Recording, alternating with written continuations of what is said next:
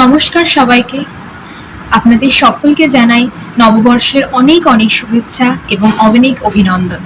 আজকে আমি একটা ছোট্ট কবিতা পাঠ করতে চলেছি এবং সেই কবিতাটি লিখেছে আমার মা। নববর্ষ 1433। নতুন বছর বাঙালির জীবনের এক টুকরো আনন্দের ছোঁয়া। বসন্তের শেষে প্রেমের আড়ালে বৈশাখের আগমন। ছোট ছোট পায়ে চলা আধো আধো গোল, নতুন বছরে নতুন জামার আবদার। তপ্ত ভঙ্গুর মাটির গায়ে কৃষকের ঝরে পড়া ঘাম, প্রখর রৌদ্রে পেটানো চামড়ায় মিশমিশে হয়ে যাওয়া ভগ্ন হৃদয়। কি কেউ উকি দিয়েছে, বুঝিয়েছে আজ নববর্ষ? গরিবের নববর্ষে থালায় ঢালা এক মুঠো জল ঢালা ভাত, পান্তা ভাত।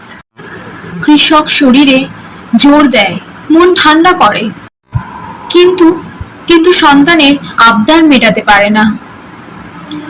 ভালো লাগা নেই, ভালোবাসা নেই, নেই নতুন বছরের ছোঁয়া।